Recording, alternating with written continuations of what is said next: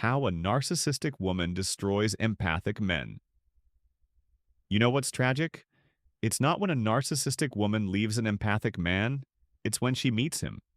Because from that moment, something dangerous begins. You see, an empathic man is pure emotional oxygen. He feels deeply, loves sincerely, and sees the good in everyone, even in those who don't deserve it. And when a narcissistic woman crosses his path, she recognizes that light immediately. To her, he's not a partner. He's a source of energy, admiration, and healing she's never been able to give herself. But she doesn't see his empathy as beauty. She sees it as an opportunity. She thinks, here's someone I can mold, someone I can drain, someone who will never stop forgiving me. And that's exactly how the destruction begins. At first, she plays the perfect woman, the one who understands him, mirrors his dreams, matches his energy, and makes him feel like he finally found his soulmate. She studies his weaknesses the way a predator studies its prey, not out of love, but out of strategy. She becomes everything he ever wanted because she knows how to fake depth. She listens to his trauma not to heal it, but to use it later. She gives him the illusion of connection so strong, he starts to believe destiny brought her into his life. And that's when she's got him, hooked not on who she is, but on who she pretends to be. Slowly, she starts the emotional erosion. It's never obvious at first. One day, she withdraws affection without explanation. The next, she criticizes him subtly. His tone, his choices, his way of loving her. She makes him question his instincts, his emotions, his sanity. Every time he tries to express hurt, she flips the script. You're too sensitive. You're imagining things. You're overreacting. And because he's empathetic, he doubts himself before he doubts her.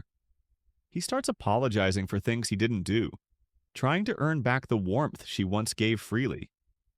That's the trap. He keeps chasing the woman she pretended to be, not realizing she never existed.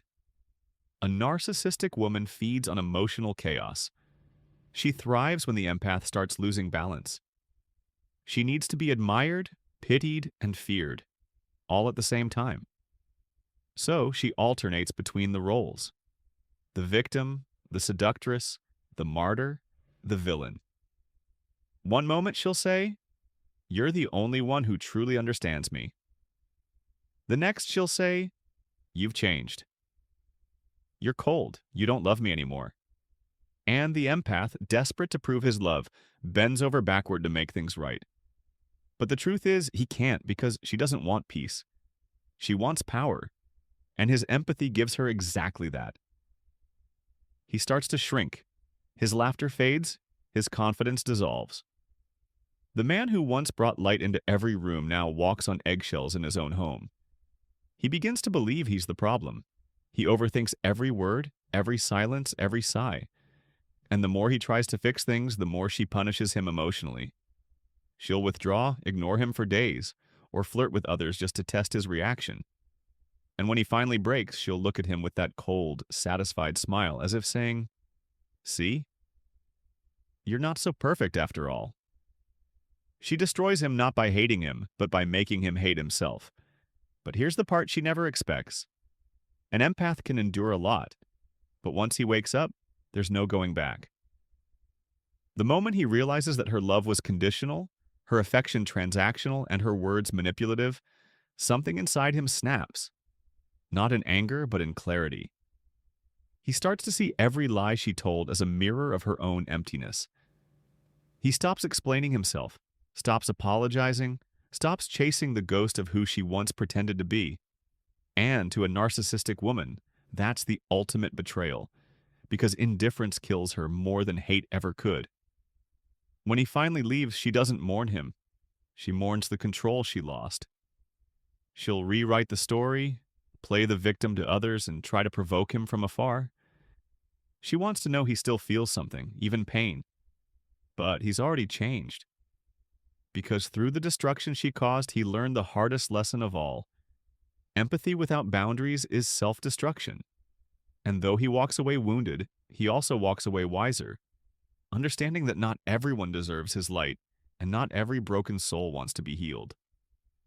And maybe that's the quiet revenge of the empath. He doesn't fight back, doesn't expose her, doesn't seek closure. He simply rebuilds himself piece by piece, without her name in his story anymore.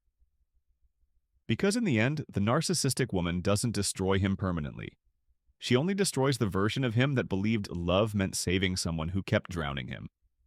And when that version dies, the real man finally comes alive.